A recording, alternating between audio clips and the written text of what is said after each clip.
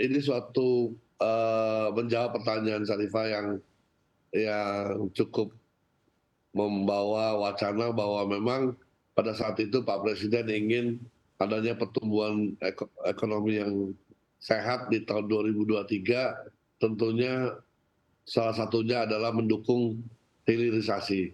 Nah, proyek hilirisasi kan ada 3 sektor utama yang kita tahu, di agro, di migas, di tambang mineral, yang memang sudah membuktikan nyata bahwa bisa memberikan sebagai gambaran, nikel aja sudah nikel dan besi baja itu Indonesia telah mencapai 28 miliar tahun lalu ekspornya, dibanding 2015 cuma 1 miliar dolar.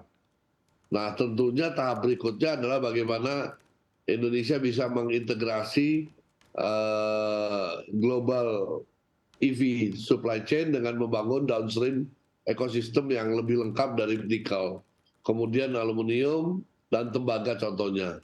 Nah, tentunya proyek-proyek ini memerlukan investasi yang besar, ya, apalagi udah masuk ke lebih aplikasi ke nikel yang udah lebih downstream lagi. Nah, itu diperlukan investasi besar, teknologi, SDM. Dan waktu pengembalian juga nggak mungkin dalam waktu singkat.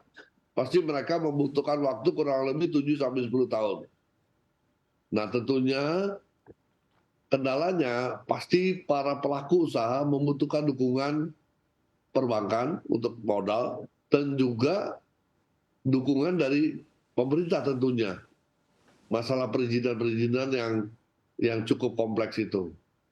Nah, kami berharap proyek hilirisasi ini dapat memberikan nilai tambah yang tinggi, terutama menghadapi persaingan global ya. Jadi memang udah satu cara untuk strategi Indonesia agar bisa terlepas dari middle income trap dan juga menjadi negara maju di 2045. BNI banyak terlibat di dalam pembiayaan modal kerja untuk hilirisasi terutama di nikel, serta menawarkan produk-produk turunan seperti pembiayaan konsumen dan supply chain financing. Nah, rencananya BNI juga akan masuk pembiayaan pengolahan alumina menjadi aluminium dan untuk hilirisasi bauksit. Kita juga perlu mencatat bahwa peluang terbuka tidak hanya dari kekayaan alam Indonesia, tapi dari SDM yang Indonesia melimpah, yang ada terserap pada proyek hilirisasi, di mana selain padat modal juga padat karya. Oke, oke baik Pak Royke, tadi seperti yang Anda sampaikan begitu ya bahwa memang investasi yang dibutuhkan ini juga cukup besar sehingga membutuhkan support dari perbankan. Tapi di satu sisi juga kita ketahui bahwa dari sektor perbankan juga pasti perlu ya Pak ya untuk menghitung risknya sendiri ke depannya begitu. Nah, tapi di satu sisi langkah yang dibutuhkan oleh perbankan agar eksekusinya untuk pembiayaan kehilirisasi ini bisa berjalan dengan lancar, apalagi proyeknya ini juga kan mungkin akan membutuhkan waktu yang panjang. Ini seperti apa Pak? Ya, memang proyek hilirisasi ini sesuatu yang proyek besar buat kami juga di perbankan, bukan suatu proyek yang simple karena ini akan melibatkan banyak sektor gitu untuk memuluskan eksekusi dari proyek ini, karena tentunya selain selain mengenai hukum dalam hal lingkungan, tenaga kerja, dan hal lain termasuk tax. Tentunya pemerintah juga sudah memberikan tax insentif yang mulai tax holiday sampai investment allowance. Adapun juga bagi perbankan, kami memahami bahwa pembiayaan investasi hilirisasi ini memerlukan modal besar panjang. Jadi jika memang dimungkinkan, kami juga diberikan relaksasi, bukan relaksasi ya, kemudahan-kemudahan dari pihak otoritas, terutama dari OJK, untuk memberikan kredit yang lebih panjang, mungkin dengan skema-skema yang struktur tertentu. Juga mungkin kami bisa punya akses kepada Bank Indonesia untuk melakukan swap apabila diperlukan.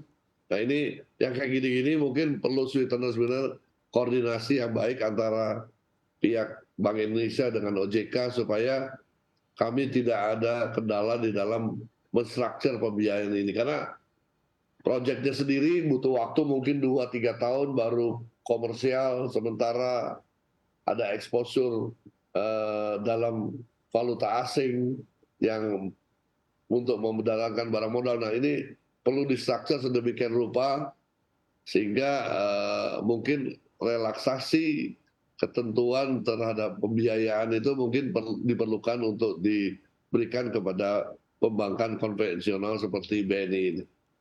Oke, baik. Artinya masih dibutuhkan sweetener lagi begitu ya Pak ya, tadi khususnya untuk membantu Ya. sektor perbankan sendiri dalam pembiayaan untuk hilirisasi. Nah, tapi tadi Anda juga sempat menyebutkan sedikit begitu Pak ya, terkait dengan portofolio sedikit begitu dari BNI untuk proyek hilirisasi yang sudah didanai oleh BNI. Nah, tapi sejauh ini untuk trennya sendiri Pak di tahun 2022 begitu, seperti apa tren penyaluran kredit BNI terhadap proyek-proyek yang berbasis hilirisasi Pak?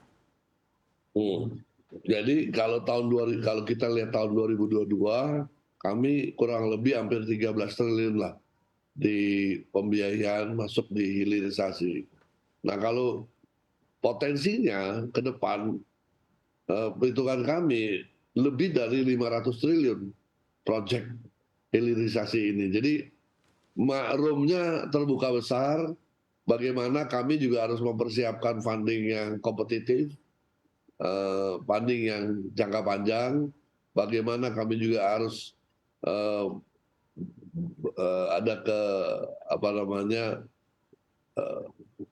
kesesuaian jangka waktu antara proyek dengan sumber funding. Tentunya kami sangat yakin bahwa ini perlu dikoordinasikan dengan OJK juga dengan BI. Kami juga yakin bahwa dengan kalau proyek ini bisa berjalan baik, ini akan memberikan nilai tambah yang sangat besar bagi industri pengolahan di Indonesia. Tentunya kami juga terus mendorong agar bisnis